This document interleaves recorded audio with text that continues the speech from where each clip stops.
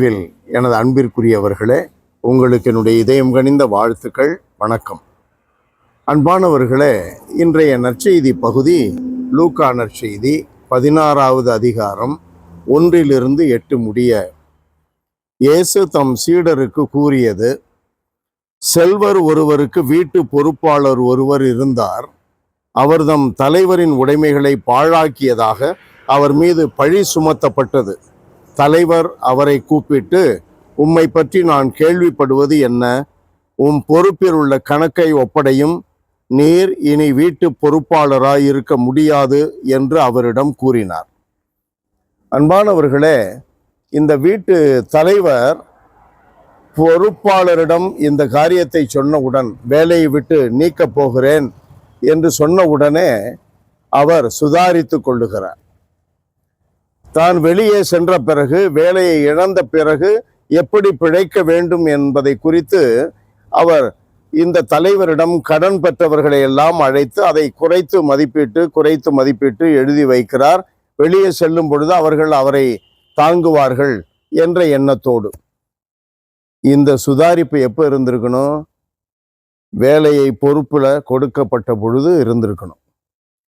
உடைமைகளை பாழாக்க கூடாது. நமக்கு இந்த உலகை விட மிக பெரிய உடைமை என்ன? ஆண்டவர் கொடுத்திருக்கிற இறை நம்பிக்கை. அந்த நம்பிக்கையை வளர்ப்பதற்கென்று கடவுள் கொடுத்திருக்கிறார் தூய ஆவியானவர்.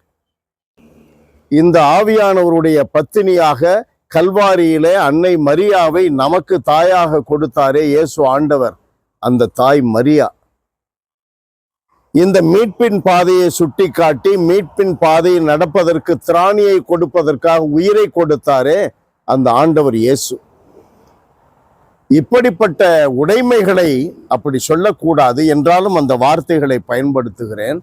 நாம் பாழாக்கினால், இறை நம்பிக்கையை பாழாக்கிவிட்டால், வெறும் பக்தி முயற்சிகளோடு நின்று அன்னை மரியாவினுடைய உண்மை நிலையை பாழாக்கிவிட்டால், ஆவியினுடைய ஆற்றல், கொடைகள், வரங்கள் என்று கொடுத்து நம்மை மீட்பின் பாதையில் சாட்சியாக எழுப்பி பிரகாசிக்க செய்கின்ற ஆவியானவருடைய ஆற்றலை பாழாக்கிவிட்டால் கடவுள் என்ன செய்வார்? பொறுப்பாளராக இருக்க முடியாது, நிலை வாழ்விற்குள்ளே நுழைய முடியாது. ஏன் அந்த சீரிய முறையிலே அந்த இறை பாதையை, நம்பிக்கை பாதையை நாம் கவனித்து பார்ப்பதில்லை? Why don't we take seriously the redemptive powers that are given to us by Jesus? எல்லாம் வல்லவரே, எங்கள் தகப்பனே, இறைவா, ஒவ்வொரு நொடி பொழுதும், ஒவ்வொரு செயலிலும், நாங்கள் பேசுகின்ற ஒவ்வொரு வார்த்தையிலும் எப்போதும் நாங்கள் இறை நம்பிக்கை உடையவர்கள், தூய ஆவியின் ஆற்றலால் நிரப்பப்பட்டவர்கள், அன்னை மரியாவை கல்வாரியிலே தாயாக இயேசுவிடமிருந்து பெற்று கொண்டவர்கள், இயேசுவை எங்கள் மீட்பராக கொண்டவர்கள், உயிருள்ள கடவுளாகிய உம்மை அடைவதற்கு இந்த வழிமுறைகளை எல்லாம் நாங்கள் பெற்று கொண்டவர்கள் என்பதை நாங்கள் உணர்ந்து வாழுகின்ற ஆற்றலை, ஆவியின் தூண்டுதலை, ஞானத்தை, கவனிப்பை எங்களுக்கு கொடுப்பீராக. இயேசுவின் நாமத்தில் ஜெபிக்கிறோம் பிதாவே.